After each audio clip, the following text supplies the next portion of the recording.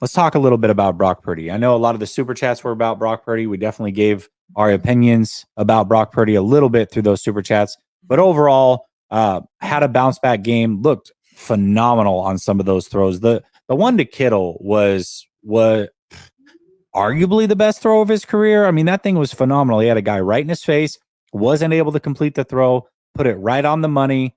Very, very good throw. And starting out the second half, not that they needed it, but to go get a score that quick, that basically just put a stamp in the game. It was over at that point.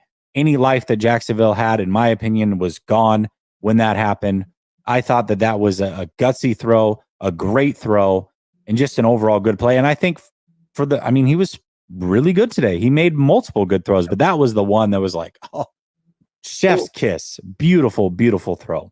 100%. And I live tweet with no hopes of clout like in a game. Like what I live tweet is like just for better or for worse. I'm not saying I'm a genius or anything, but I call it how I see it. And throughout the game, I kind of look back at my notes. Like there were a couple quibbles about Purdy that a lot of other people saw today early on, but he cleaned things up. And I said, like, I think he's going to respond. I think he's going to respond well. What does he do? He responds well. I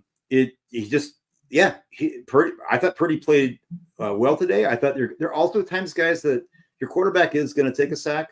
Sometimes I didn't think he ever took, other than the sack that he took in that first quarter, where he had Kittle open right away for the first down, or Debo leaking out just a smidge later for the touchdown.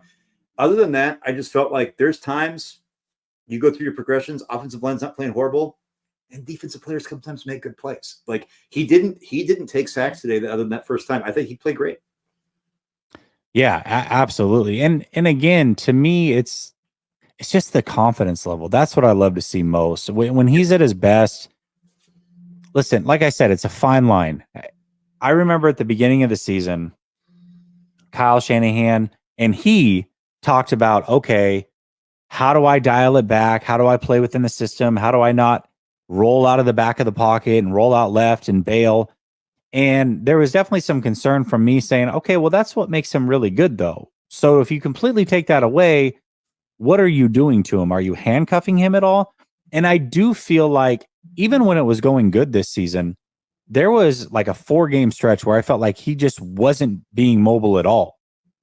I'm like, okay, is that by design? Is he trying just super hard to stay in the pocket? Because I think like I remember, okay, David, you and I have been doing these post games. We did them all last year as well. I think it might even started the season before when we started them. But I remember when Brock Purdy first came into play for the 49ers and how excited we were in the post games. I know that you saw him a ton in college. You're a big Iowa State fan, so you saw a lot of Brock Purdy. I also saw a lot of Brock Purdy in college, and we were just excited to move on from the Jimmy Garoppolo era and see Brock Purdy play. It was like, even though the Niners were looking good with Jimmy, it just wasn't fun to watch. And that's what Brock Purdy brings to the game. It's not just, okay, he's playing well, but there is an entertainment value to watching Brock Purdy when he is getting mobile and he's doing some of those things. And then it seemed like for a stretch, you weren't getting some of that. And then you saw it really show out. Probably the most mobile he's ever been beyond the line of scrimmage was against the Bengals. Unfortunately, he didn't end the game well. But as far as like fun factor and enjoying watching him play, that's what you like to see. And today, I think we might have seen this season the best balance of all of that. When to get mobile, when not to get mobile, when to extend the play, when not to extend the play, when to step up, when to not step up. I felt like today was like a beautiful balance of everything this season and choosing when to use his legs and not to use his legs. I thought it was a perfect balance from Brock Purdy. I think that's well said. I think that it kind of going back to what I talked about, like we get caught up in our team and we know that other quarterbacks have authenticity as well, but that confidence that he exudes, the competitiveness that he has, that inimitable passion that he has for the game, and just seeing him kind of process some of the mistakes that he might make and I thought it was a very balanced performance. And I do understand. I look back. Look, I said you can't be the arsonist and then be the fireman, right? Like and so I understand where guys like Alex Smith and I think some guys that said, hey, Chase Daniel talked about, hey, he actually been played well, except for the turnovers. And I said, actually, I agree with you, but the except for the is very central to quarterback play, right? Like it's, and so that is encouraging though. But that being said, I do understand where they're coming from. Like his body of work doesn't give you, it doesn't make you feel like he can't do it, right? Like he's not Jimmy Garoppolo. Like it doesn't make you feel like, oh my God, we can't put this on Brock Purdy's plate. I as a fan, I can only go by how I feel, but Kyle Shanahan trusts Brock Purdy. Kyle Shanahan did not trust Jimmy Garoppolo. And I think what you just explained is kind of that manifestation of like what we're seeing here over the last several games. Is it going to be perfect? No. Is it going to be without its bumps on the road? Probably not, right? But I think that passion for the game, his competitiveness, and his willingness and his confidence to try to put those ball in places to make his playmakers make plays could cost a game, maybe. But I think it's also going to put these guys in a position to hang in there in games that they might not have should have been. So it's going to be interesting. And I got to say, Brock, just phenomenal game to me. Yeah. Yeah, it was a very, very good game. And, and I think, somebody asked earlier in the super chat, which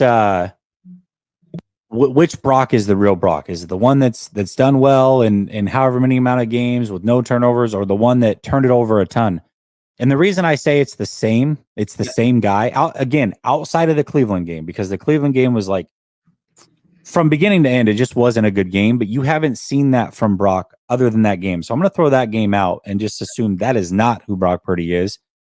But when you look at Brock Purdy today, some of those things that showed up in the last couple of weeks were there as well. Again, the rollout to left, phenomenal ball placement, phenomenal throw. I love that he got mobile, threw a touchdown on it.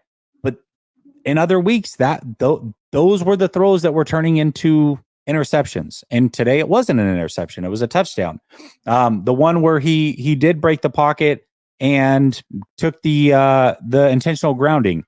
Those are things that you're going to have to live with Brock, because he does have that to his game. He has a little bit of effort moments to his game. And so when that happens, sometimes it works out really well, and sometimes it results in turnovers. And it's just who Brock Purdy is. That's always going to be a part of who he is. That's what his DNA is. And when it's going well, like it is today, he's going to get all the praise in the world. But when it starts to snowpile, and it looks like it did the last couple of weeks where it looked until it didn't, then people are going to be like, well, what's wrong with Brock Purdy? Again, my whole point coming out of those last two games is Brock Purdy is not any different in the Minnesota game or the Bengals game to me. Completely He's the same player. Defensive players just made plays on balls that weren't happening in the past, but those turnover-worthy plays, that questionable decision-making has been there, and it's going to continue to be there. It's fine. He's not perfect. He's going to grow, but that's just what it is. That's who he is. I agree. Brother Bob says, I said his name is Colton McGiveth. Like what? McGiveth Sacks? Is that what you're saying? And then he says, Happy Wilkes moved to the sideline to bench Oliver. Yeah.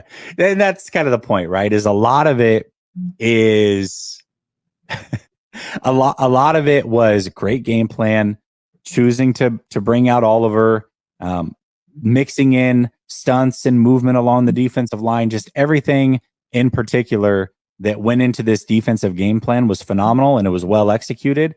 That didn't happen because of the sideline thing. But listen, if this team thinks he should be on the sideline and he's fine with it, and that's what they prefer, then by all means, as long as it results in wins, I don't really care. Just keep on winning.